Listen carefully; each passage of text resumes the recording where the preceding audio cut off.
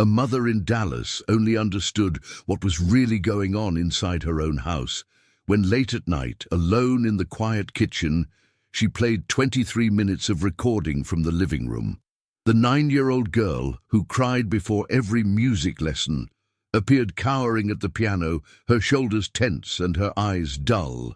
The most beloved teacher in the neighborhood, the man all families trusted, appeared on the screen with a smile that no longer seemed sympathetic but frightening.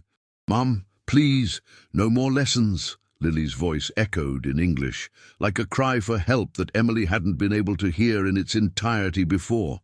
When she pressed pause for the third time, overcome by a fear that seemed physical, her hands trembled so much that they could barely hold the phone. And a hidden truth began to come out of the shadows in a discovery that would be simply shocking and unbelievable. But to understand how this mother got to this point of despair, with her heart tight and fear glued to her skin, you had to go back a few weeks, maybe a few months, to a time when everything seemed too calm to hide any secret. Emily Carter was 41 years old and worked as a nurse at a community hospital in the Dallas area. Since she had been widowed 3 years earlier, she had learned to divide her body between work and home, but her heart never left her daughter's side. He lived in Plano, a middle-class suburb with wide streets, houses with manicured gardens, American flags waving on the porch, and children riding bicycles in the late afternoon. Anyone looking from the outside would say that her life was ordinary, even peaceful, one of those lives that seem far from anything shocking. Lily, the daughter, was the center of everything. She was 9 years old, brown hair that fell in waves over her shoulders, large and curious eyes, a sweet way that conquered anyone at first conversation. From a very young age, Lily showed a love for music. When she saw a piano, her fingers seemed to reach for the keys as if they had a mind of their own. His grandfather, who lived in Austin and had already passed away, had left the family an antique piano, made of dark wood, which now occupied a special place in the living room of the house in Plano. For Emily, that piano was almost an altar of memories, her father, her childhood, family parties. For Lily, it was a place of dreams. Before any conflict, mornings always started similarly. Emily woke up before the sun, prepared coffee, buttered her bread, heated milk for her daughter, all in careful silence, so as not to wake the girl up too early. When he called Lily, the room was filled with gentle joy. The girl would come down the stairs sleepily, hugging an old teddy bear, and soon cheer up with the smell of pancakes on Saturdays or with simple cereal on weekdays. On the days when she took music lessons, she used to hum while brushing her teeth, a simple proof that, in those beginnings, going to the piano was a reason for joy. It was because of this love of her daughter that Emily decided to look for a private tutor. He wanted something more than the quick classes at the neighborhood public school. A friend from the church commented on Michael Harris, a music teacher who attended to several students in Plano, known for being patient with the children and for preparing small recitals in the community. They said he was almost a neighborhood treasure, someone who could be trusted without fear. When she first heard his name, Emily felt relief. He thought that Lily, with a good teacher, could develop the talent she had inherited from her grandfather. The first meeting took place on a clear autumn afternoon. The sun was still warming, the leaves were beginning to turn orange, and a light wind was blowing through the streets. Emily watched out the window as a well-kept grey sedan pulled up in front of the house.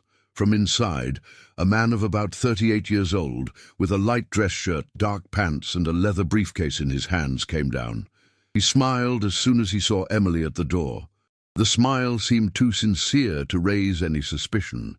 He entered the house with calm steps, praised the old piano, said that it was an instrument with soul, and that few children had the chance to learn something like that. He looked at Lily carefully and said he saw a lot of potential in that shy girl who hid her face behind her hair, but who laughed when she missed a note. The first classes were full of praise and promises. Michael said that she had a special ear, that she could perhaps play in small recitals in the region, which Emily could still be very proud of. The days were organized around this new routine. On Tuesdays and Thursdays at 5 in the afternoon, Emily would leave the hospital a little early or ask a colleague for help to change shifts and rush home. I'd prepare the mac and cheese Lily loved, set the table, or warm the oven with chicken nuggets. Those simple things that feed more than the stomach, they feed the feeling of home. As he stirred the pot or opened the oven door, he heard from the living room the notes of the piano spreading through the room, some still stumbling, others firmer. It filled her chest with a silent pride. At first, Lily couldn't wait for class time. He would come home from school, drop his backpack and come running to tell about the new song. She asked if her mother wanted to hear the passage she had learned that week. Emily smiled, leaning against the doorframe, watching her daughter struggle to reach the keys with her small hands. It all seemed so innocent, so beautiful, that only someone with a very suspicious mind would think of a problem in that scene. But as the weeks went by, some subtle things began to change, like a very small cloud in the blue sky that grows, almost without us noticing. A few days later, on the way home from school, Lily was quieter. Instead of talking about the math test or the friend next door, she kept looking out the car window, fiddling with her seatbelt, tightening the clasp, as if she wanted to make sure she was stuck. Emily attentively asked if everything was okay. Lily answered yes, but the yes came short, without shine. One of those afternoons, on her way to another Tuesday of school, Emily noticed that her daughter's face was paler than usual. The sun was still coming in through the car window, but it didn't seem to touch the color of the girl's cheeks. Lily bit her lower lip, a habit she had when she was nervous. Her hands, tiny, clutched the teddy bear in her lap, something she no longer did when she took music lessons, at least not at first. Emily felt a discomfort that was difficult to explain. She asked, trying to keep her voice light, if her daughter was excited to play. Lily took a few seconds to answer, as if looking for an excuse. He said quietly that he had a little stomachache, that he might not be able to play properly. It was the first time Emily's chest tightened in a different way. It wasn't just concern about a possible flu or school fatigue. It was something deeper, a sign that the heart sent even before reason understood. When she got home, while she took the key out of the door and thought of medicine for that bellyache, she noticed that Lily, instead of jumping up the stairs to change clothes, walked slowly, dragging her feet, looking at the piano, as if looking at a place that no longer seemed so safe. Over the next few days, between a busy morning in the hospital and a tired night at home, this small change began to repeat itself. Lily, who used to run to the piano, started to make small excuses. One day, he said he needed to finish a school drawing. In the other, that he had promised to play with the neighbor for another 5 minutes. And almost always, when the clock approached 5, the belly ache returned, as if there was an appointment. Emily was trying at first to find simple explanations. I thought it might be tiredness or nervousness because of some more difficult music. "That's how children are," she said mentally, recalling conversations in the hospital break room where other mothers talked about children who didn't want to go to soccer or English class. Still, there was a twinge of fear there, almost hidden, that made her pay more attention. It was impossible not to remember how different things had been in the first months of school. Emily kept in her memory the image of Lily running to the old piano inherited from her grandfather, with her bare feet hitting the living room carpet. She would sit down, adjust her skirt, take a deep breath, and begin to play the simple notes Michael had taught. Sometimes he made mistakes, laughed out loud, lightly hit the keys, and started again, always confident. The teacher sitting next to her said that she was special, that few children had that ear. Emily, in the kitchen, heard more than once the phrase crossing the hallway, "Lily, you are different. You have a gift." The surrounding neighborhood reinforced this sense of security. Children riding on the sidewalks on colorful bicycles, dogs walking with quiet owners, well-kept trees, cars parked in an organized way. On weekends, families were seen having barbecues in the backyard, playing ball, talking. The suburb of Plano seemed, at first glance, the last place where something really bad could happen. So the word shocking didn't seem to belong to that scenario. And yet, she began to haunt Emily's thoughts, even if in a low voice. Over time, what was enthusiasm turned into silence. Lily started to practice less between classes. The piano, which used to receive almost daily rings, had the lid closed for longer, and when the girl played, she did it without joy, fulfilling an obligation. It was as if the music had lost its color. One day, after hearing only a few loose and stopped chords, Emily asked why her daughter didn't want to repeat the new song. Lily replied only that she was tired, that maybe she didn't like that piece so much. And again he pressed the teddy bear to his chest.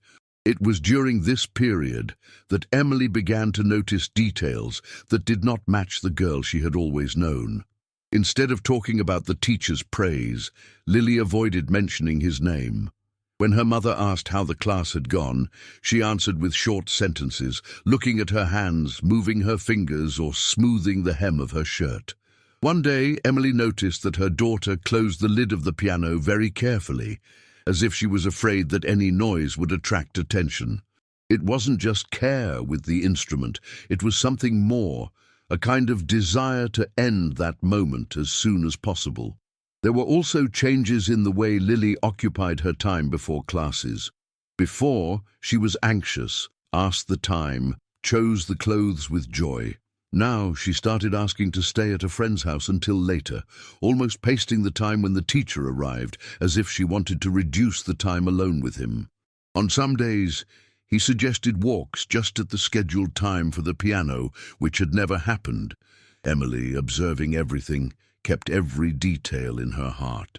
One afternoon, sitting in the living room, while the television was playing some program, Emily struck up a conversation.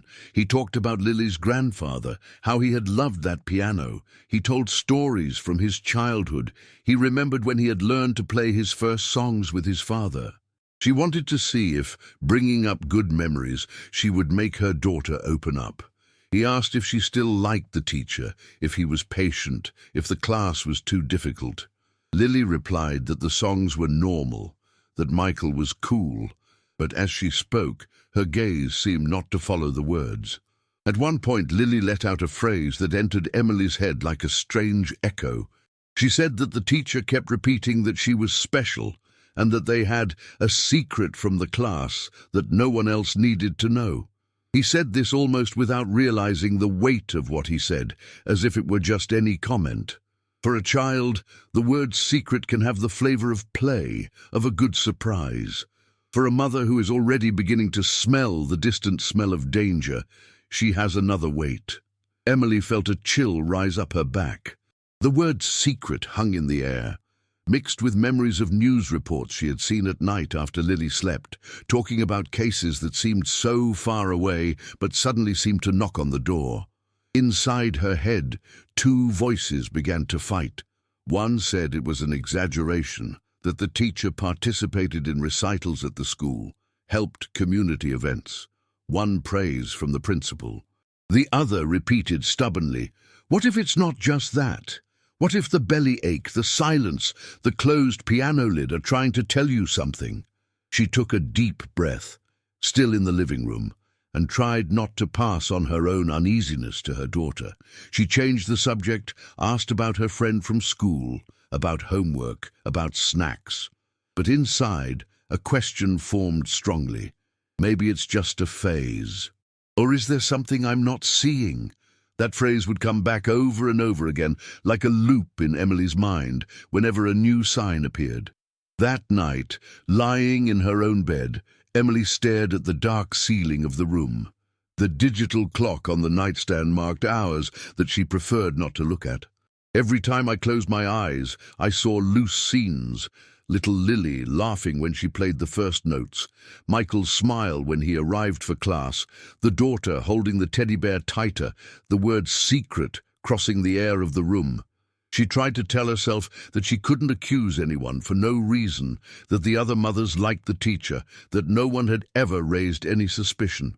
Still, the image of Lily cowering down, asking to stay longer at her friend's house, kept reappearing. A mother's heart, when it bothers herself, is like a bell that no one can turn off completely. Emily turned on her side, hugged the pillow, as she would hug her daughter, thought of her husband who was no longer there to share those doubts, and whispered, almost without sound, "If I'm wrong, I'll look crazy. If I'm right and don't do anything, I could lose my girl." Over the next few days, her daughter's behavior kept changing in a way that was discreet but constant. Lily started coming home from school with slightly red eyes on a few days.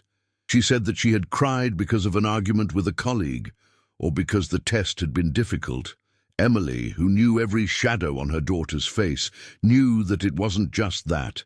He noticed that on days when there was no music lesson, Lily seemed lighter, laughed more easily, ran around the house. On piano days, she was quieter, more glued to her mother, as if she wanted to enjoy every minute before the teacher arrived. Still trying to find a way out that wouldn't turn her into the exaggerated mother of the neighborhood, Emily started with small questions, almost invisible probes. In a conversation at the school door, she asked another mother if her son liked Michael, since she also took music lessons with him. The answer came full of compliments. They said he was patient, affectionate with children, who had taken a shy boy out of his fear of performing in public. The principal had once commented that the teacher helped at volunteer events, that he was a trustworthy person. These opinions made Emily more confused.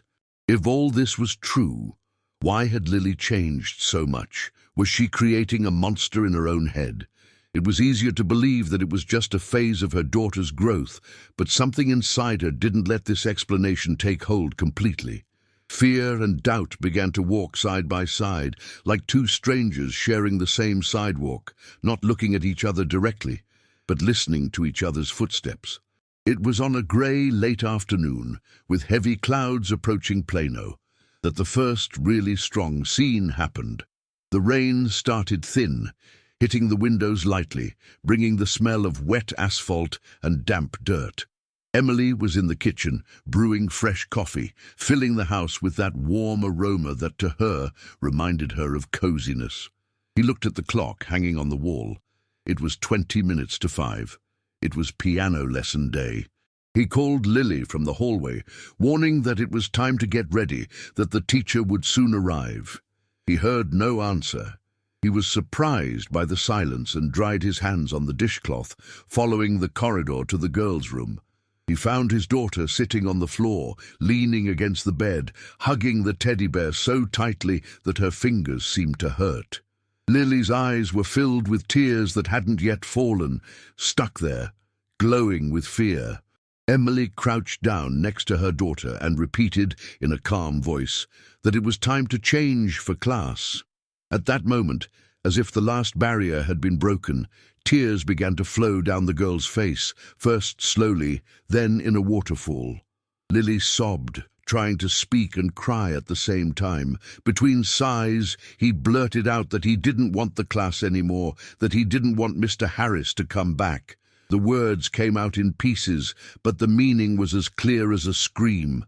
Emily's heart raced. It even hurt inside her chest. He had the feeling that someone was holding the organ with his hands, squeezing mercilessly. Her hands became cold, despite the hot coffee still steaming in the kitchen. In fractions of a second, the phrases that had previously only been around her mind came back with force. "My God, I was right. There's something wrong." At the same time, a second voice, still fearful, whispered that it could not draw conclusions without listening more, without understanding. She pulled Lily closer, ran her hand through the girl's hair, felt the strands damp with tears. He asked her why she didn't want the class anymore, if the teacher had been rude, if he had complained about her performance. Lily, like many children who are faced with something they don't know how to name, retreated. She wiped her face with the sleeve of her blouse, looked away, and murmured that it was just school fatigue, that she had had a busy day, that maybe she was making drama. She seemed regretful for having made room for crying. The silence that settled after the explanation sounded heavier than any words. Emily heard the runner's clock ticking the seconds one by one, as if each tick was a hammer strike inside her head.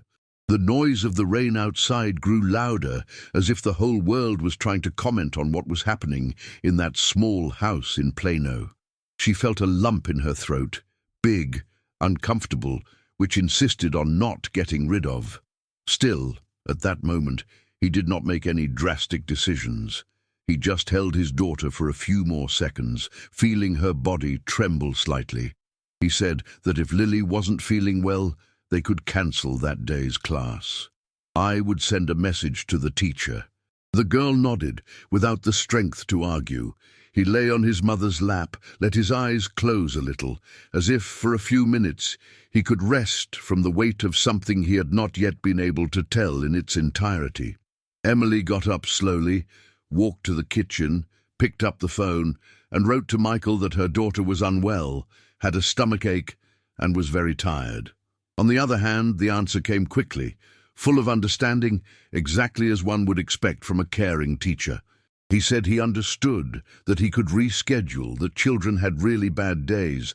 The message on paper seemed impeccable. But in Emily's chest, the restlessness, instead of subsided, increased. That night, the mother did not sleep. He lay down, got up, walked through the dark house, turning the light in the hallway off and on, trying to calm down. The TV on the local news from Dallas just made noise. His mind didn't fixate on any news. The images of the reporters passed by the screen like shadows. The only scene that mattered was that of Lily crying on the floor of her room, hugging the teddy bear, asking, even if for seconds, not to have any more class. Sitting on the sofa in the living room, with her legs curled up and a blanket over her shoulders, Emily began to assemble, inside her head, a clearer drawing of what could be happening. She remembered the routine, the excessive compliments, the word secret, the piano lid closing tightly, the color fading from her daughter's face on school days. She remembered the other mothers praising Michael, the principal reinforcing how much he helped. And he asked himself in silence, am I creating a drama where there is nothing? Am I the one seeing things, or is everyone blind but me? The hours advanced slowly.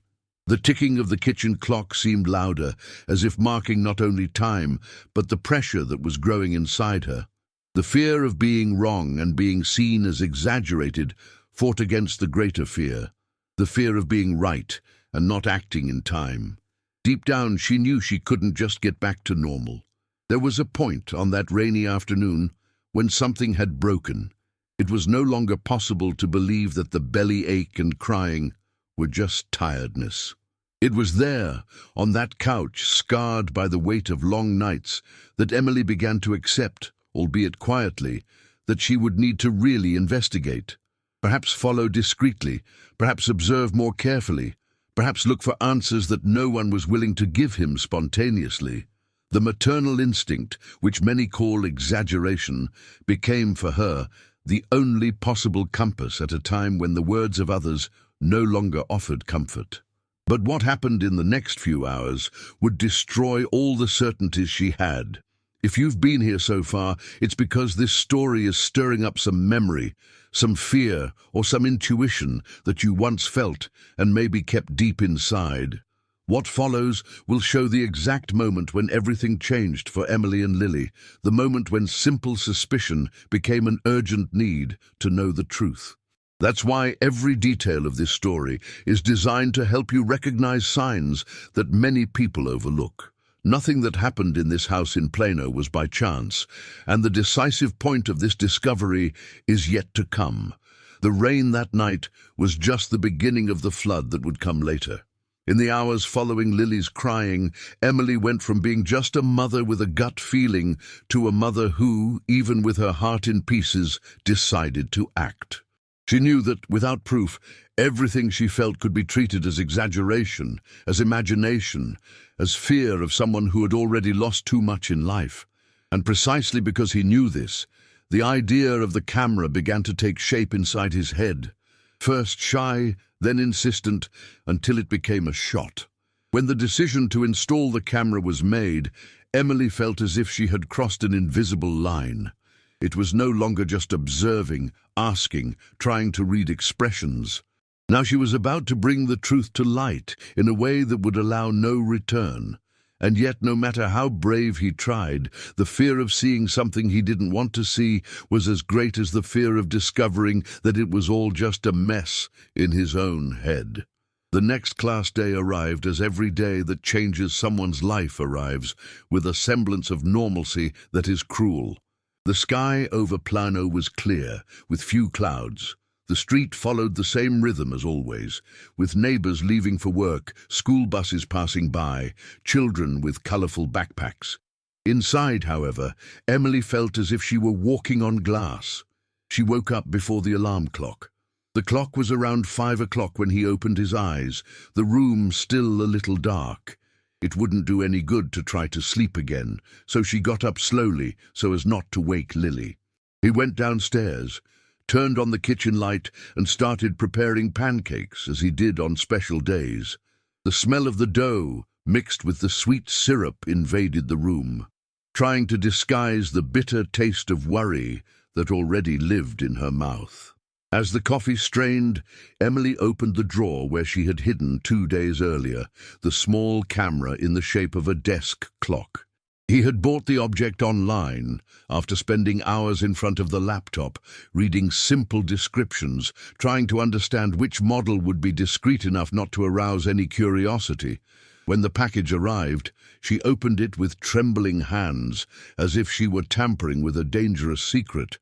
Now, that grey plastic piece looked heavier than it actually was. He put the clock down on the bench and stared at it for a few seconds. Inside was the tool that could prove what the heart was screaming. There was also the risk of seeing something that would never leave my memory. The feeling was that I was about to open a door that only closes on one side. Lily came downstairs still sleepy, attracted by the smell of the pancakes. He carried the teddy bear in his hand, as usual on days when he needed a little more courage to face school. Emily greeted her with a sweet smile, even with her chest tightened. She put the plate on the table, filled her daughter's glass with milk, and struck up a conversation about simple things.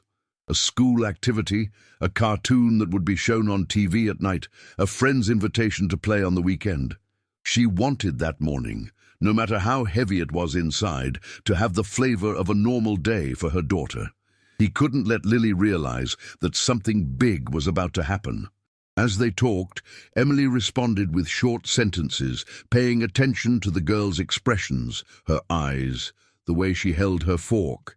With each shy laugh, with each averted look, she silently reinforced the certainty that she was not imagining everything. After breakfast, Lily went upstairs to brush her teeth and fix her hair in the bathroom. Emily waited to hear the sound of the faucet, the drawer of the closet opening, the door closing. Only then did he take the new clock and walk to the living room.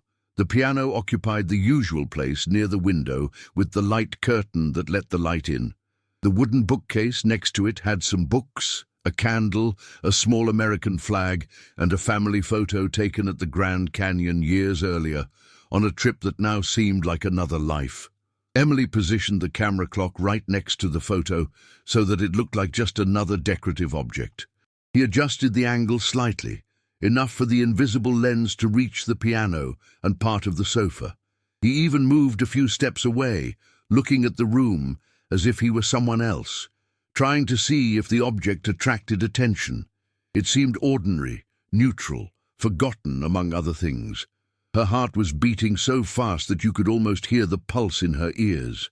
He returned to the kitchen, took the small control in his hand, checked the operation. The viewfinder lit up for a second, confirming that the camera was ready to record. Emily took a deep breath. The next gesture, pressing the record button, was one of the most difficult of his entire life. It was like signing a silent contract with the truth. As the clock on the wall approached 5 in the afternoon, the air inside the house seemed to become denser.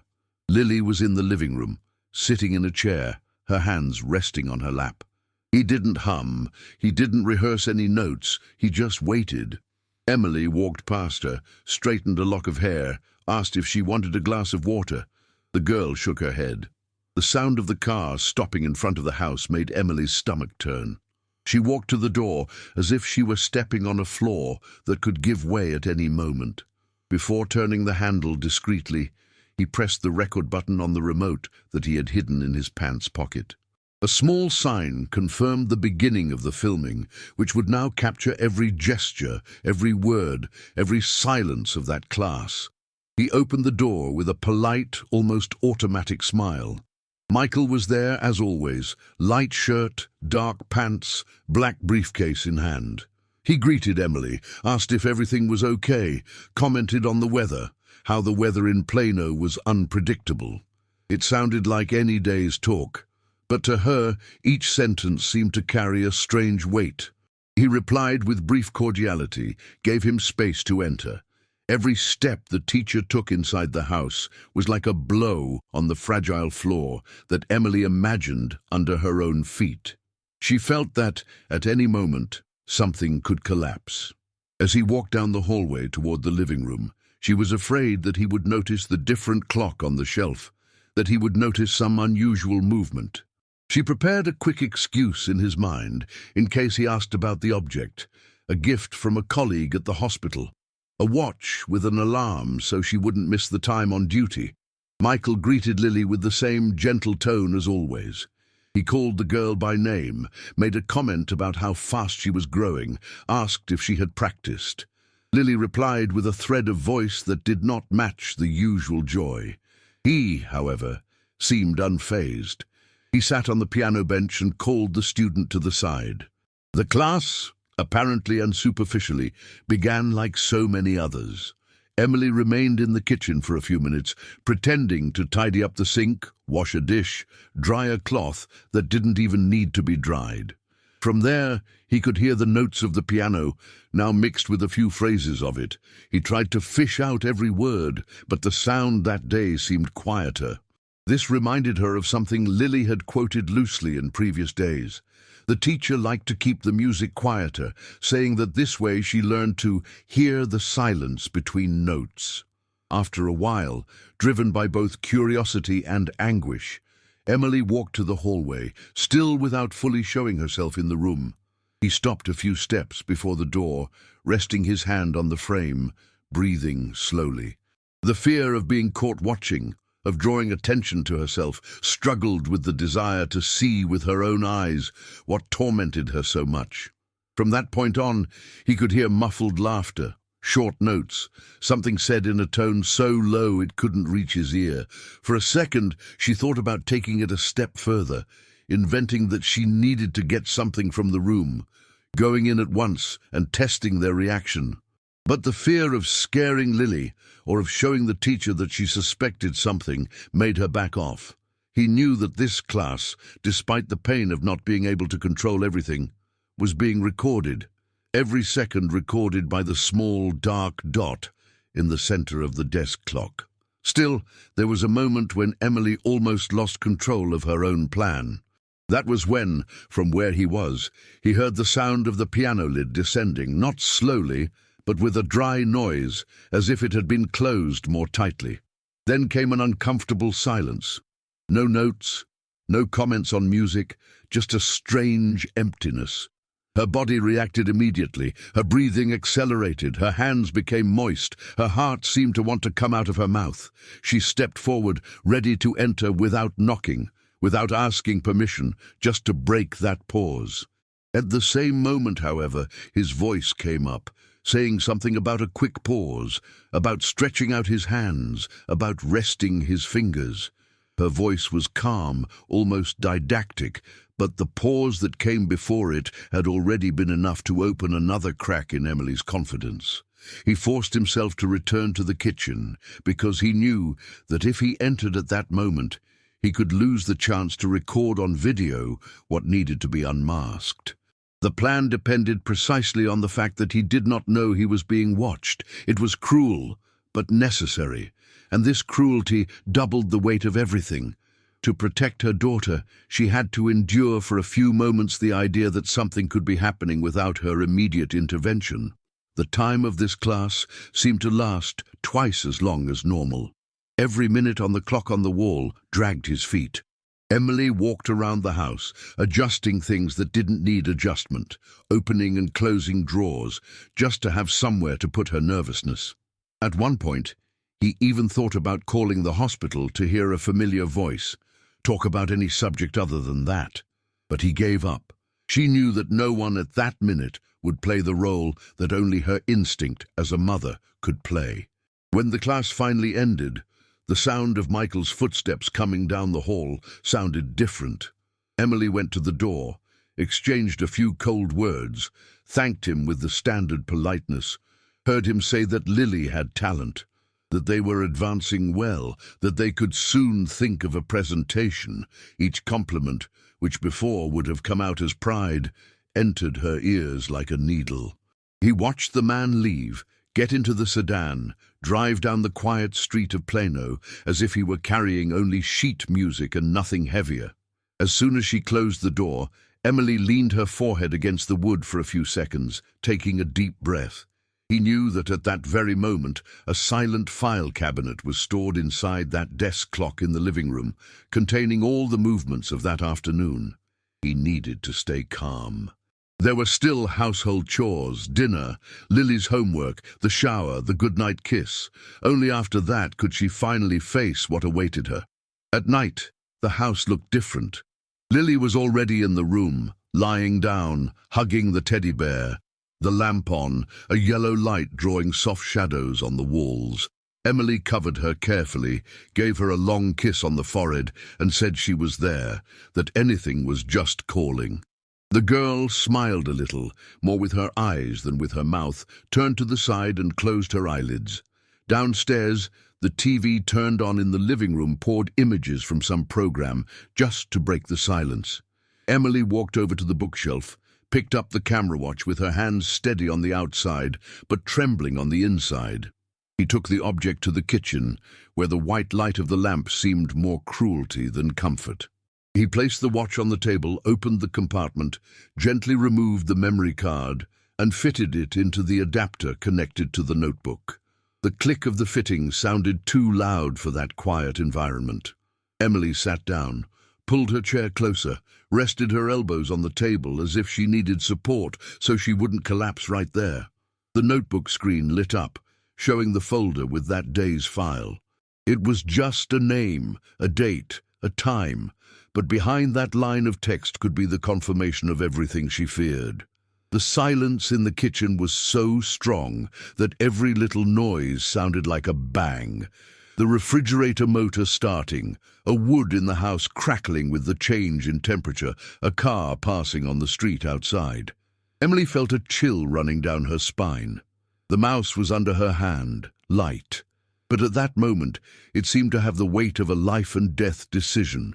If I play, there's no going back, he thought. That was the simple and true phrase that crossed his mind. If the video didn't show anything, she would have to deal with the shame of having been suspicious, with the weight of having filmed her own house unnecessarily, with the silent accusation of being an exaggerated mother. But if the video showed something, anything that indicated danger, there would be no way to pretend that it was just a phase, just tiredness, just a tantrum. The questions began to cascade inside Emily's head. What if I'm seeing things where there's nothing? What if he just closes the curtains because the light hinders the view of the score? What if Lily is just going through a rough patch and I'm turning this into a monster? But along with these doubts, there were others, even heavier. What if I don't look? What if I don't want to see it? What if, by avoiding this pain now, I let something much worse continue to happen? She closed her eyes for a few seconds, took a deep breath, and remembered her daughters crying on the floor of her room, her shoulders shaking, the phrase, "I don't want class anymore."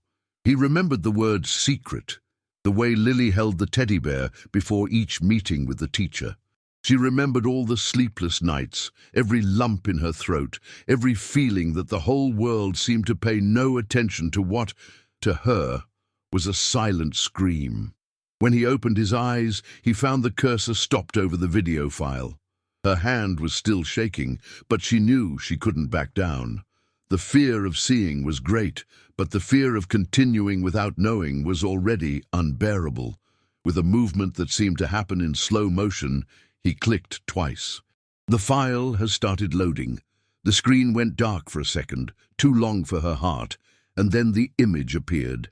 The room appeared before Emily's eyes, not as she remembered it live, but as a strange, cold eye was watching. The camera showed the white curtains, the afternoon light coming in, the antique piano, the bookshelf with books, and the miniature American flag.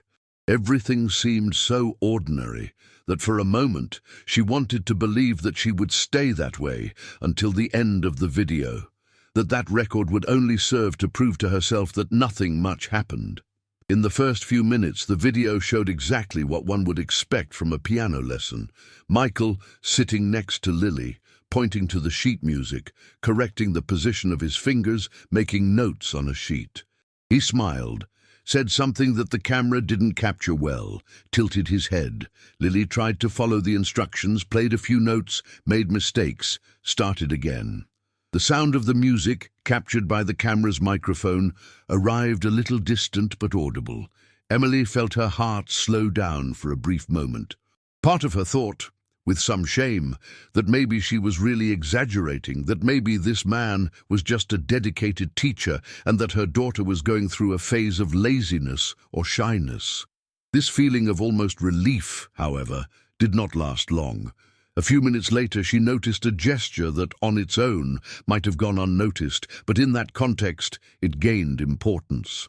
Just as the class seemed to be gearing up, Michael got up from the piano seat, walked to the side window, and pulled back the curtain, closing it almost completely. Outside, the light was still bright. The afternoon had not fallen. There was no evident reflection on the notebook screen that justified lowering the brightness. Still, he closed the light passage, almost as if he wanted to hide something inside. Emily felt a shiver run down the back of her neck. It wasn't just the gesture itself, it was the set of things, the need to close the curtain at a time when there was no strong sunlight, the change in the atmosphere of the room after that, the way the sound of the piano seemed to get even quieter, as if the notes shouldn't reach anyone in another part of the house. The environment, which had previously seemed open, suddenly took on the contours of something too closed. The camera showed, with the same mechanical coolness, Lily retreating a few inches on the seat. It wasn't a sudden movement, nothing that anyone distracted noticed, but to the eyes of a mother looking for signs, it was almost a scream. The girl's shoulders, previously looser, began to shrink. Her smile, which appeared here or there in the first few minutes, disappeared.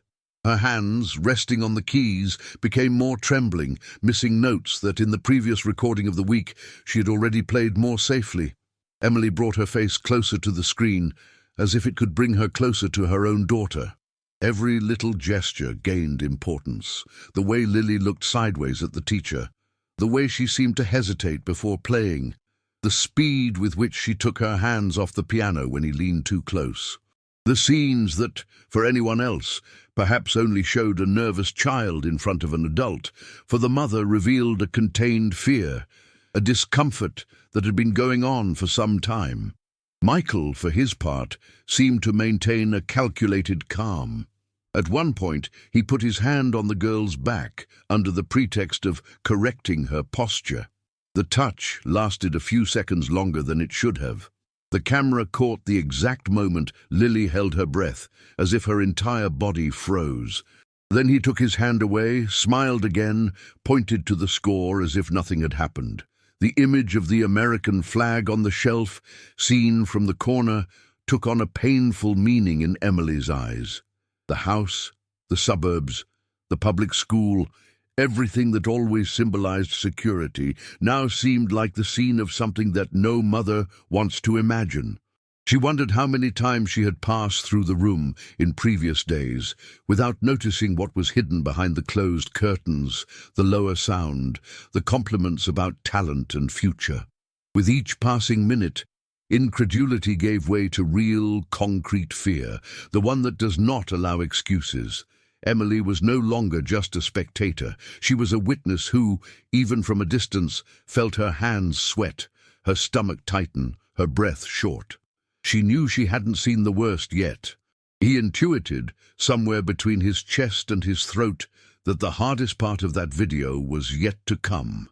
He leaned against the back of his chair for a moment, without taking his eyes off the screen, and thought, almost aloud, "There is no turning back now." Anything that video showed from then on would be the thread that would separate doubt from certainty, fear from action. The living room of her own house, which had always been a place of rest, was now the scene of a truth that she would soon have to carry to school, to the police, as far as it was necessary. If you are here, following every detail of this story, it is because you feel in some way that it needs to be heard until the end. What follows is not easy, but it is precisely what explains why a mother's instinct, when she speaks, cannot be ignored. The next part shows the exact moment when the truth stops hiding between the lines and reveals itself, naked, on the screen of a notebook. Don't leave before you see how all of this changes the lives of Emily, Lily, and the entire community around them. The point at which the video would become unbearable came without warning, in any minute of the recording, shortly after the middle of the file. Up until then, Emily had seen small signs, strange gestures, long touches, the curtain closed, the music too low, Lily's body shrunken. All of this was enough to increase his dread. But the decisive moment was yet to come. At 23 minutes of recording, Michael's behavior changed in a way that would jump out at anyone with a minimum of sensitivity. He got up from the piano bench again, but this time he didn't go to the window or the bookshelf. He turned to Lily and gestured for her to stand up too. The girl obeyed slowly, as if every move cost effort. Instead of inviting her to practice standing up, as is sometimes done to stretch the body, he led her to the sofa that was a few steps from the piano. The camera, fixed, captured everything. The angle showed Lily sitting on the edge of the sofa, her body stiff, her legs together, her hands squeezing the teddy bear that day she had taken near the piano with the excuse that it helped her relax. The teddy bear, which had always been a symbol of comfort, now seemed to be her only anchor in that environment. Michael sat down to the side, closer than would be necessary for any explanation of music. He leaned his body towards the girl, brought his face close to her ear, and began to say something in a low voice, so low that the camera could not capture clearly. What the video showed, however, did not need sound to be understood. The way Lily cringed, how she turned her face to the opposite side, how she pressed the teddy bear more tightly against her chest, all indicated a deep discomfort. Emily felt the blood running cold in her veins. The image of her own daughter huddled on that couch, inside her own house, next to a man in whom, one day, she trusted, was like a punch in the stomach. On the screen, Michael laughed softly, as if he was trying to make it light. One of his hands approached the girl's wrist, holding it, pulling it in a way that seemed both subtle and invasive. He shook his head, as if sharing a secret, and at a certain point the expression on his lips, by the movement, made it clear what he said. Our special class secret. Those three terms, said that way in that context, were more than enough to destroy any doubt that still existed in Emily's heart. He was not just a caring teacher. It wasn't just proximity. There was a clear attempt to keep Lily tied to something she didn't understand, using the word secret as a chain. The image showed that the girl's body retreated, but the adult's hands insisted on bringing her closer. Emily realized that she had been holding her own breath for a long time. When he realized it, He let out his breath at once, with a sound that almost mistook for a sob. He felt the cold sweat running down his back, wetting the back of his shirt. Her hands, which held the mouse and the edge of the table, began to shake visibly. The nail of her thumb struck, without her noticing, on the wooden top, producing a small repetitive click, a stubborn sound that mixed with the horror of the scene. She could have closed the laptop at that very second. I could have decided that I had seen enough. But even taken by an almost physical dread, she knew she had to continue. Every second recorded would be proof. Every gesture, every undue approach, every expression of fear on Lily's face would become part of a picture that, later, no one could deny.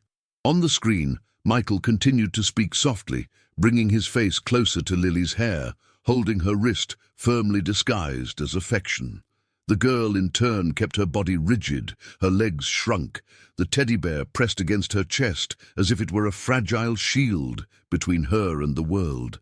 There were tears stuck in her eyes, those tears that don't just fall on the outside, but run down the inside, burning. It was at that moment that something inside Emily broke for good. The phrase that formed in her mind, like a hammer blow, was simple and devastating. "He's doing this at my house, with my girl." Every word of that sentence seemed to weigh a ton. The room she had decorated with care, the piano that held so many good memories, the sofa where she had so often watched movies with her daughter, all that was now the scene of silent violence, of a cowardly attitude that hid behind praise, of fame as a good teacher.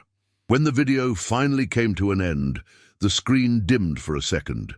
Emily reacted instinctively, closing the notebook tightly, as if she wanted to erase those images from the world.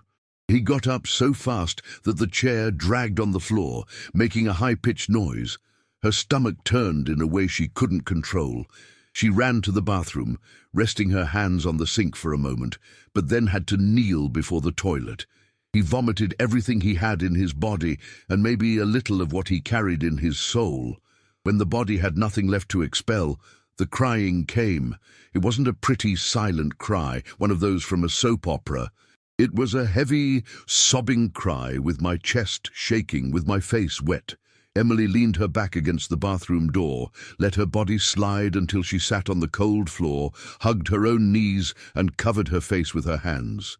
There, in that small space of light tiles, the whole house, which had previously seemed large and full of life, was reduced to the size of the pain she felt.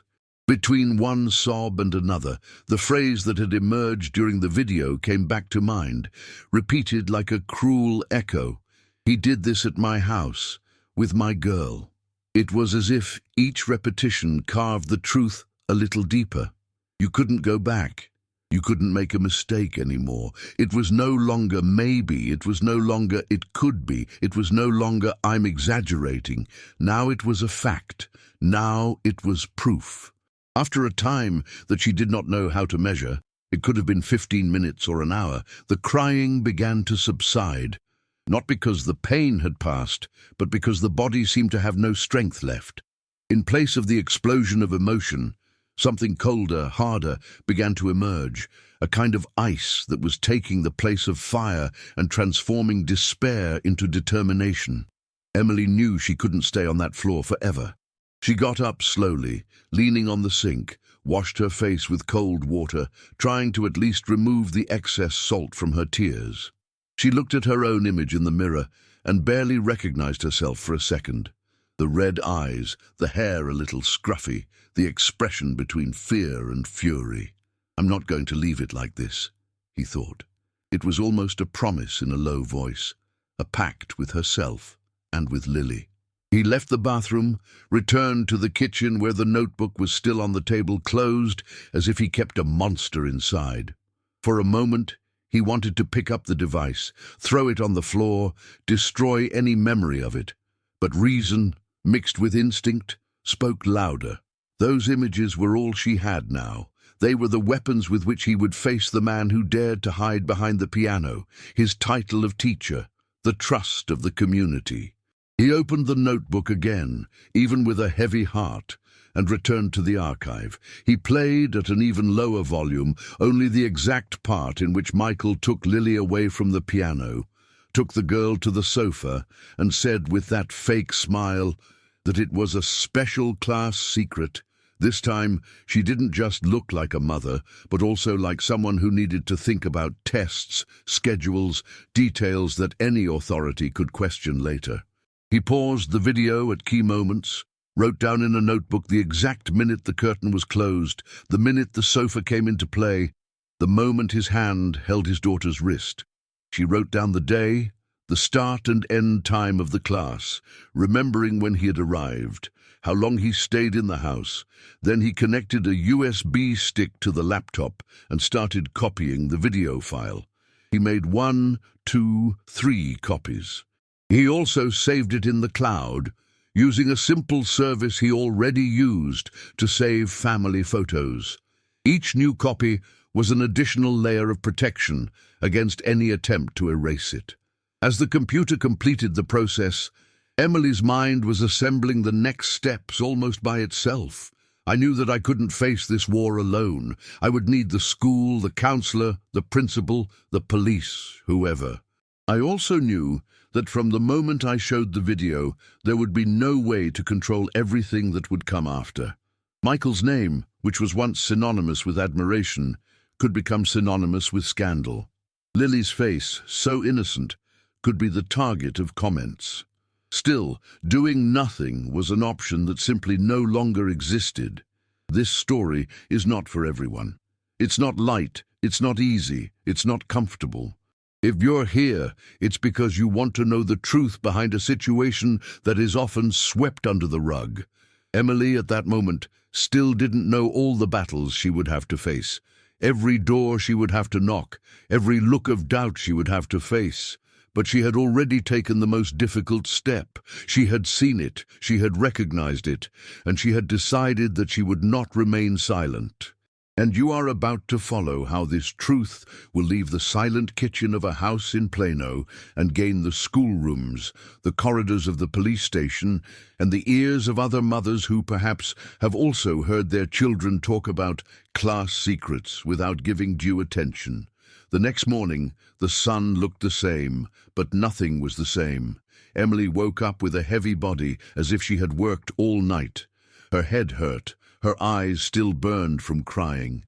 For a few seconds, when he opened his eyes, he almost forgot what had happened. It was a quick forgetfulness, a fraction of peace. Soon the images of the video came back with force, as if they were projected on the ceiling of the room. He got up slowly, listening to the silence of the house. Lily was still sleeping, hugging the teddy bear. Emily stood for a few moments in the door of her daughter's room, watching her breathing calmly, her chest rising and falling, her hair scattered on the pillow. It hurt to know that that same girl, who slept there with an appearance of peace, had gone through moments of fear without having the courage to tell everything she felt. He went downstairs, went to the kitchen, and passed the coffee, more out of habit than will. He took the notebook, the pen drive, put everything in his bag carefully. I knew that the first place I would need to go was not the hospital, it was not work, it was not anyone's home. It was the school, the public school in Plano where Lily studied, with corridors decorated with colorful drawings, where the principal and counselor already knew her through parent meetings, simple events, conversations about school performance. Lily woke up shortly after, went downstairs scratching her eyes. Emily made a giant effort to keep her voice soft. He asked her how she had slept, if she had dreamed something, if she wanted to eat something different at the cafe. The girl replied calmly, not knowing that the day would be different from all the others. Emily warned her that, after dropping her off at school, she would have some things to take care of, but that, at the end of the day, she would be there, as always. On the way to school, driving through the streets of Plano, Emily felt her hands sweat on the steering wheel. The sky was clear. The trees swayed with a gentle wind, and it felt like an affront to the storm she was carrying inside. Lily looked out the window, fiddling with her seatbelt. and occasionally commented on something simple, like a neighbor's dog, the billboard of a new restaurant, the color of a car. Emily answered, but her mind was focused on what would come next. She left her daughter at the school door with a tighter hug than usual. It took him a while to let go, which made Lily strange and ask with her eyes if everything was okay. Emily smiled, said yes, that she was only missing her in advance. He saw the girl enter the gates, mingle with other children, disappear into the daily stream of students. Instead of getting back in the car, Emily headed to the front desk and asked to speak to the school counselor, a woman she already knew from a few meetings. They said that she was in attendance, but that he could receive her in a few minutes. While waiting, Emily sat on a bench in the hallway. He looked around and saw drawings on the walls, posters about respect, booklets about safety. That made her think about how many times this subject is dealt with in the classroom in general, without anyone imagining that, precisely in that community, someone could be violating these rules in silence. When the counselor appeared at the door of a room, she called Emily by name with a cordial smile, but soon realized that there was something different in her expression. He asked if everything was okay, if Lily had any problems in the room. Emily replied that she needed to talk in private about something serious, and her voice cracked in the middle of the sentence. The counselor, understanding, made room and led her to a small room with a table, 2 chairs, a bookshelf, and the smell of warm coffee. The principal of the school was also called because, from the way Emily spoke, the counselor understood that this was not an ordinary conversation. The 2 women sat down across from Emily, who, for a few seconds, was at a loss for where to start. The silence there was different from the silence in the kitchen the night before, but it was also heavy. She opened her bag, took out her laptop, put it on the table and took a deep breath. He said he needed to show something that had happened at her house during a piano lesson Lily took with teacher Michael Harris, known to the school, to the neighborhood. She spoke of the changes in her daughter's behavior, the crying, the bellyache, the word special secret. He told in a choked voice about the day he decided to install the camera and about the video he recorded. The 2, director and counselor, looked at each other with increasing seriousness.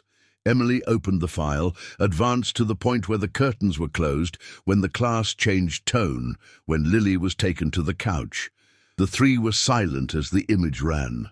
The principal squeezed the pen she held so much that the object seemed on the verge of breaking. The counselor put her hand to her mouth in a gesture of someone trying to hold back a scream. When the phrase "special class secret" could be inferred by the movement of the teacher's lips on the screen, no comment was necessary. The school recognized Michael. I knew that he taught at events, participated in recitals, was well regarded by many families. Precisely for this reason, the shock was even greater. It was not a stranger who had suddenly appeared. He was someone who, over time, had built an image of trust. And to see this image being torn before one's eyes in that small room with the smell of paper and coffee was devastating. Emily, despite the shame of exposing that video, felt a bitter relief that she was no longer alone. Until the day before, she carried the weight of being the only witness to that. Now, at least, there were 2 professionals from the school seeing the same thing she had seen. And in that context, this was not just emotional confirmation, it was the beginning of an institutional path. There were protocols, there were laws, there was a need to warn authorities, to take measures to protect not only Lily, but any other child who might be in the hands of that man. As she left that room, carrying back her laptop in her bag, Emily already knew that life would not return to normal. The next step would be even heavier. Take the same test to the police station, tell everything to those who had the legal power to act, face questions, relive every detail, put yourself in a position of exposure that no mother wants. But she also knew that, at that point, to back down would be to betray her own daughter. Meanwhile, the school was quietly beginning to move, without fanfare, without spreading rumors, but with the responsibility that the situation demanded. It was time to check if other mothers had heard their children talk about class secrets, discomforts, crying before playing. It was time to look beyond the facade of a good teacher and ask, seriously, what kind of secret was being built there? Before continuing, it is important to understand that stories like this do not only exist in movies or in scripts. They take place in seemingly quiet neighborhoods, in respected schools, in homes full of love. Therefore, if you feel that, in some way, this narrative is messing with your way of seeing maternal protection, it is worth staying until the end. There is still a lot to happen. Police, other mothers, justice, recovery, and at every step of the way, Emily's instinct, the one that has been called exaggeration at times, will prove to be the key that keeps this story from ending in silence. The day of the flagrante was marked on Emily's calendar as if it were a life-or-death examination. There was no important party date or birthday around, but for her, that would be the day when everything could finally come out of the shadows. After taking the video to school and then to the police station, Emily went through hours of questions, difficult terms, forms, and above all, looks that mixed seriousness and respect. At the Plano police station, they explained that, for the investigation to be incontestable, more would be needed than the existing video. The hidden camera footage showed a frightening pattern, but a planned operation could end any doubt, could allow for the arrest, immediate arrest and protection of other children who might still be taking lessons from Michael. The idea of repeating a class seemed cruel to Emily, but at the same time she knew she was no longer alone. The police explained that it would not be an ordinary class. Everything would be organized around Lily's safety. Agents would be outside, in a discreet car a few meters from the house, with direct communication with her. There would be additional cameras, installed with authorization at strategic points in the room. Any suspicious movement would be enough for action. Nothing would happen loose as before. Still, hearing this did not lessen the weight that was placed on a mother's shoulders.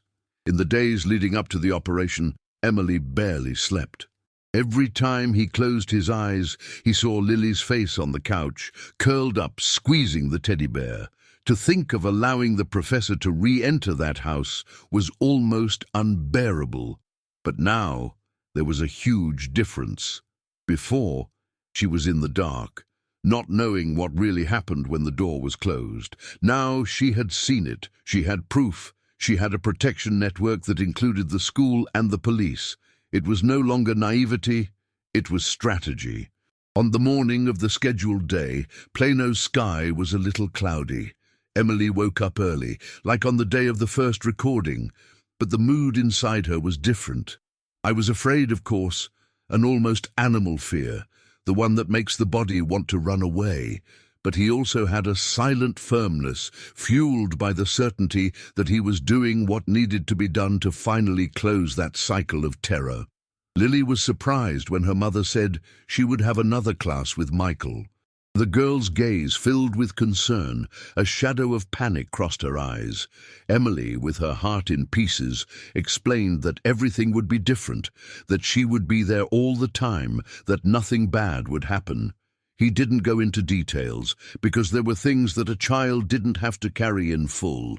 He only reinforced with a tight hug that he believed in her, and that afternoon he would be by his side, even if, for a few minutes, he had to seem distant. The agents arrived hours earlier, without uniforms showing, as if they were just any visitors to the neighborhood. A simple car parked a few meters from the house, with discreet windows. Inside, 2 police officers watched the street, armed with radios and the transmission of the extra cameras that had been discreetly installed in the living room. These cameras, smaller than Emily's own imagination, were now part of a plan that blended technology and instinct.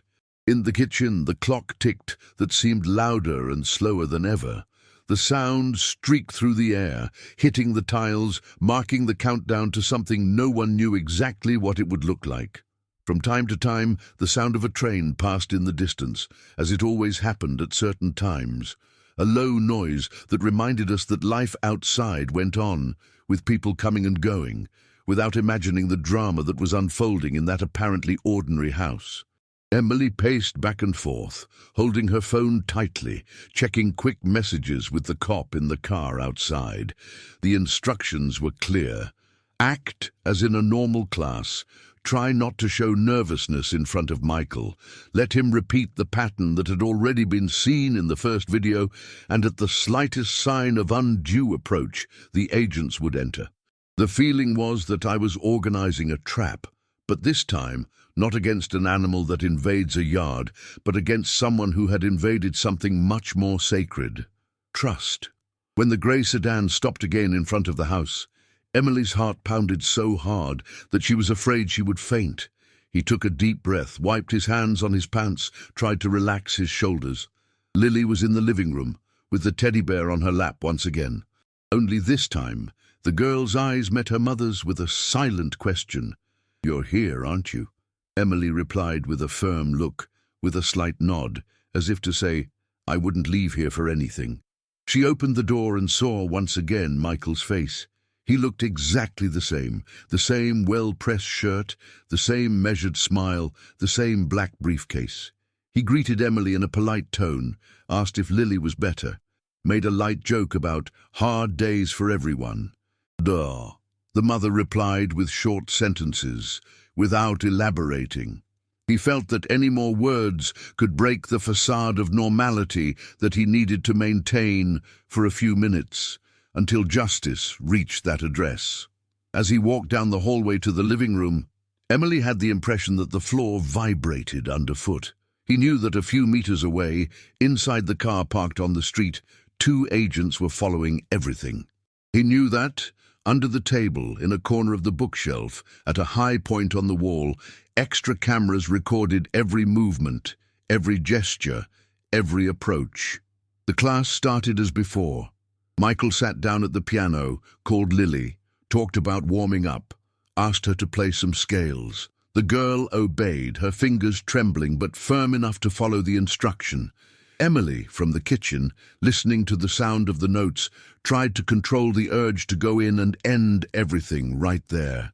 But I knew that, without the complete flagrante, without the repetition of the pattern, there would always be room for excuses, for contestations, for doubts, and she didn't want to leave any loopholes. At one point, Michael's voice changed pitch. He got up from the bench, took a few steps, and Emily heard the slight shuffling of something, as if she were pulling up a chair or moving on the couch. Her body froze. The kitchen clock continued its ticking, now seeming faster, more rushed. The distant sound of the train, which in that second passed again, mixed with the noise of the blood itself running through the ears. In the room, through the images transmitted to the agent's screens, the pattern began to repeat itself.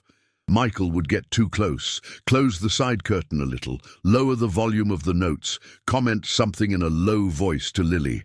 The girl's face, although more prepared than before, showed clear discomfort. The agents stared at each other inside the car. They knew the moment was coming. When the teacher made the same gesture as before, trying to move Lily away from the piano to take her to the couch, the decision was made. The officers got out of the car almost at the same time, walked with firm steps to the door of Emily's house. Her heart seemed to jump out of her chest as she heard the fast, steady beats on the wood.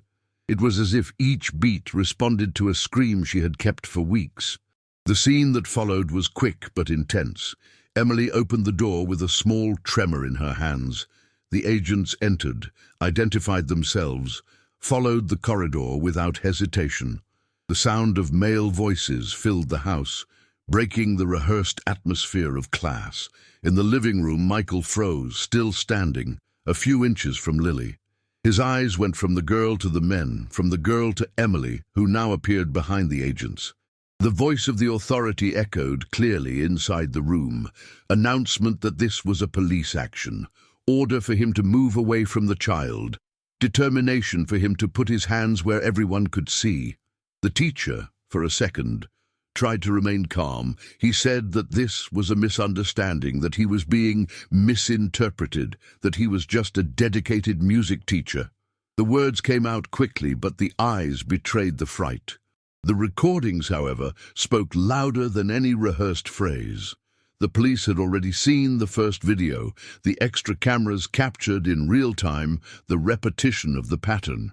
The way he approached, the way he tried to use the idea of secrecy to control the situation, all of this was now not only in Emily's memory, but also in official files. The handcuffs appeared as a definitive line between past and future. Hearing the metallic sound closing in Michael's fists, Emily felt a mixture of fear, relief, and a kind of emptiness. It was strange to see a figure who, until a few weeks before, was praised at parents' conferences, being led through the living room of her own house as a suspect of something so serious. Lily, in turn, trembled in the corner, still with the teddy bear on her lap. Emily went to her, knelt down, hugged her daughter tightly, as if she wanted to be a barrier between her and any evil. In that embrace, the house seemed, for a second, to return to being the home it had always been, no longer the hidden scene of a nameless fear. The teacher, now handcuffed, still tried to say that it was all just confusion, that mothers could be very sensitive, that this was unfair persecution. But the evidence was there, concrete. And most importantly, one mother's courage had made it clear that when something seems wrong, it's not crazy to investigate. To those who see it from the outside, it may seem like just another case of arrest. For Emily, it was confirmation that no, she wasn't crazy, she wasn't exaggerated, she wasn't dramatic. The instinct that made her buy that camera, install the watch every minute of the video, face her own fear and seek help, was not a sign of imbalance. It was a sign of love in its strongest form. It was also a message to other women who may still be in doubt about what they feel when they see their children suddenly change. Emily and Lily's story matters precisely because it shows that the line between unfounded fear and the necessary protection is often the watchful eye of someone who knows every expression on a child's face. It shows that in a world full of seemingly trustworthy people, a mother's intuition is a powerful tool. And that, as bleak as reality may seem, there is hope when someone decides not to close their eyes. After the act, another stage began, as important as the arrest: recovery.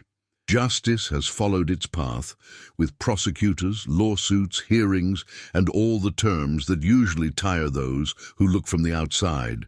But inside Emily's house, there was a quiet work going on every day, that of rebuilding a 9-year-old girl's trust in the world around her. A few weeks after the arrest, Lily began therapy at a specialized center in Dallas, indicated by the police station itself and by the school. It was a simple but welcoming place, with light-toned walls, toys organized on shelves, drawings made by other children nailed to corkboards. The psychologist who attended her had years of experience with boys and girls who went through situations of fear or confusion, situations in which the heart sensed danger before the mouth could explain it. Emily followed each session, but waited in the waiting room, sitting in padded plastic chairs with old magazines and the constant smell of coffee. In those moments, time seemed to drag on. She looked at the clock, at the door of the service room, at the window that overlooked the parking lot.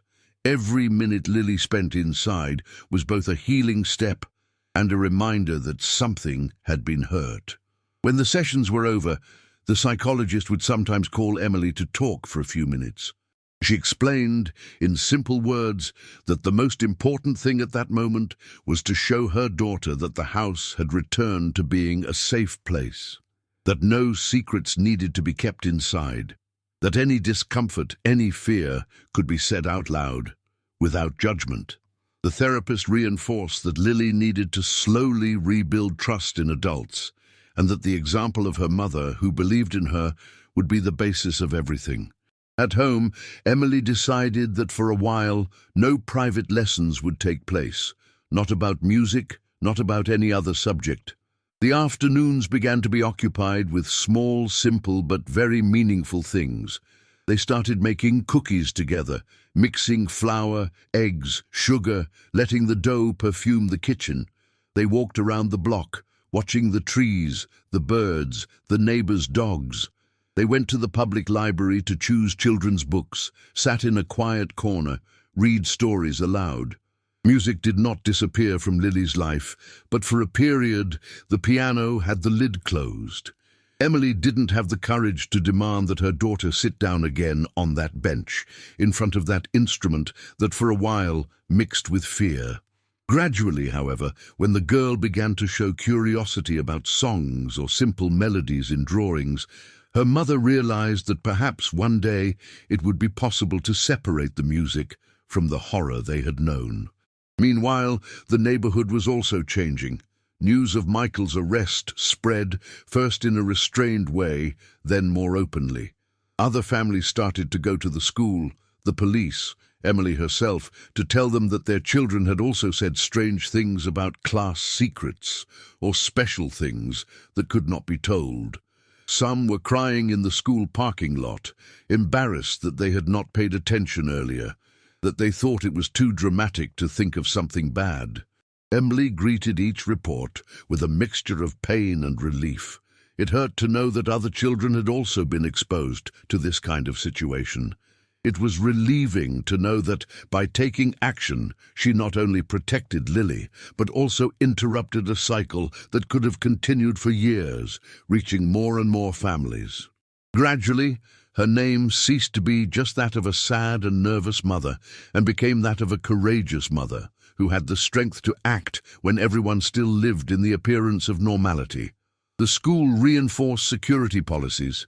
It began to review more carefully the way service providers and external teachers were invited to activities. She implemented more direct conversations with children about boundaries, about the right to say no to any touch that made them uncomfortable, about the importance of telling trusted adults when something seemed wrong. Parent conferences began to include moments to talk explicitly about it, without beating around the bush. In the community, the mothers began to talk more among themselves. That subject, which was previously avoided because it was too heavy, began to be faced seriously. Many women confessed to having felt that tightness in their chest, and having been called exaggerated, dramatic, or even paranoid. Seeing what happened to Emily gave them the strength to trust their own perception more. 2 years later, the scenario was different. Michael had been tried. The evidence of the recordings, the flagrant, the accounts of other children and families formed such a strong set that the defense could hardly question. He was sentenced to a long sentence, incompatible with any quick return to ordinary life, and registered as an aggressor before the courts. He was no longer the beloved teacher of the neighborhood, but the clear example of how one can use an image of kindness to get closer to children and the trust of parents. Lily, now 11, no longer had the same haunted look as before. Therapy helped her understand that none of this was her fault, that she didn't provoke, didn't ask, didn't send any wrong signal to him. There were still scars, of course, because experiences like this leave marks. But she could talk about what happened without panicking. She knew how to name feelings. She could tell when something bothered her. Emily, in turn, has changed too. She was still a nurse. She was still making coffee in the morning. She was still the same woman who was fighting to give her daughter a good life. But there was something new about his stance. She no longer apologized for being attentive, for asking questions, for wanting to know details. In conversations with other mothers, she said, with simplicity and firmness, that it is not an exaggeration to hear a repeated cry, a change in behavior, a loose phrase about secret. He often repeated a phrase that was almost his trademark. We can even make mistakes due to excessive care, but we cannot make mistakes due to lack of it. The legacy of it all wasn't just one man's arrest. It was mainly a chain of protection that formed around many children. Emily and Lily's story has become a kind of live warning within the community. When a mother feels that something is wrong, that feeling should, at the very least, be taken seriously. It is not about spreading fear, but about cultivating the awareness that many times those who do harm do not look like a monster, but someone educated, loved, praised. And this is precisely where instinct needs to be heard. Emily could never hear the sound of the piano in the same way again, but over time she learned to separate the music from the fear she had known in that living room in Plano. In the beginning, any note that escaped from television or radio made her chest tighten, brought back images that she wanted to forget. As the months went by, and after the first few years, he realized that the music itself was not to blame. Gradually, he began to accept that there was a space, albeit a delicate one, for Lily to reconcile herself with what had once been her joy. The image of the teacher being handcuffed inside his own house still came back in dreams, sometimes with colors so strong that they seemed more like a memory than a nightmare. But curiously, this scene did not come alone. With her, the strongest memory of all always emerged. Lily's arms wrapped around her neck shortly after the flagrant, the girl's face leaning against her chest, whispering a shy, "Thank you, Mom," mixed with tears of relief. It was in this embrace, tight and full of feeling, that Emily understood with painful clarity that as much as the world tried to make mothers doubt herself, the instinct that made her buy that small hidden camera had saved not only her daughter, but possibly many other children in the neighborhood. The days following the operation were full of papers, testimonies, comings and goings to the police station and the school. Justice, as always, seemed to move slower than a mother's heart would like. While Emily wanted quick answers, immediate arrests, definitive solutions, the system went at its pace. Hearings scheduled, lawyers speaking, documents being attached. Sometimes this frustrated her deeply. Still, little by little, the answers began to appear. Michael was formally charged. The investigation, in addition to the original video and the flagrant, found messages, records, notes that matched the pattern that Emily's camera had shown.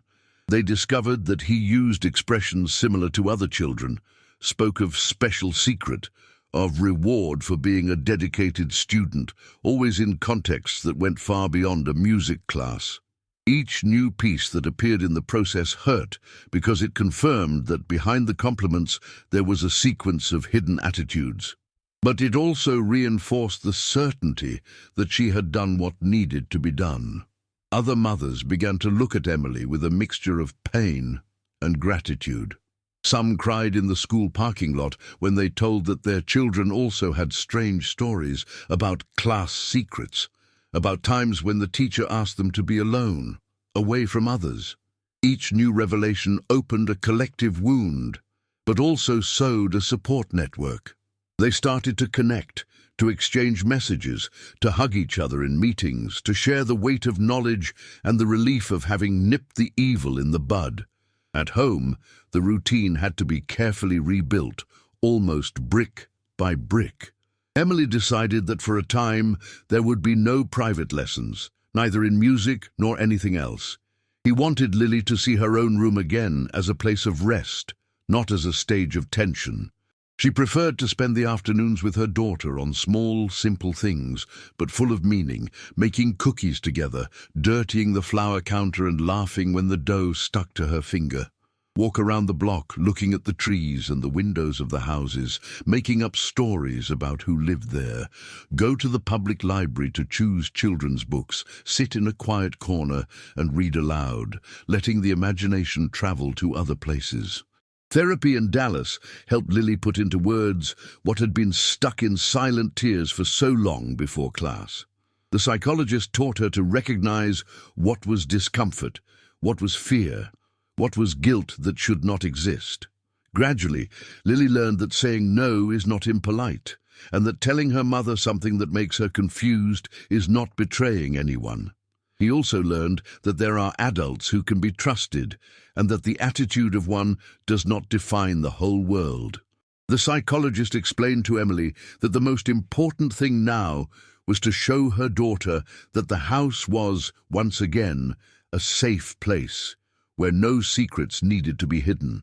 That meant listening without judging, hugging without rushing healing, giving Lily space to speak when she wanted, but also respecting silence when she wasn't ready yet. It meant mainly reinforcing with gestures and words that the girl was not to blame for anything, and that the responsibility for all that was totally the responsibility of the adult who took advantage of the family's trust. Many nights, when the city was quiet and streetlights cast soft shadows through the living room window, Emily would think back to the moment when she almost missed her daughter's crying as just tiredness. He remembered that rainy afternoon, the bedroom floor, the tight teddy bear, the silent tears. A shiver ran down her spine as she imagined how everything could have been different if she had ignored that tightness in her chest, if she had believed in the easy explanations, if she had preferred not to see it so as not to suffer. In these moments of reflection, she would mentally turn to whoever was listening to her story, whether it was a friend, a neighbor, or someone who, on the other side of the screen, followed each chapter of that story. He let a simple truth echo, as if he were speaking directly to every mother who has ever felt a nuisance and been led to shut up. No class, no talent, no good reputation is worth more than the peace of a child within his own home. No beloved name in the neighborhood, no beautiful phrase at a parents' meeting, no complimentary recommendation is more important than a frightened look, a repeated cry, an awkward silence. If one day a mother's heart says that something is wrong, that voice deserves to be heard, investigated and respected, because it is often the voice that stands between the danger and the protection of those who need it most. Emily learned this the hard way, but she turned that pain into alertness, into advice, into a hug for other women. And so the story that began with tears before a class ends with a firm message. Trusting the maternal instinct is not madness. It is not exaggeration. It is often the first step to saving a life. Don't go out. Take the next step in this journey by watching the channel's next video, which will appear here on the screen. In it, another true story shows, with the same sincerity, how ordinary mothers, in ordinary neighborhoods, make decisions that change entire destinies. A big hug, and see you in the next heartwarming story, where a mother's love, once again, will show that she is able to see beyond appearances.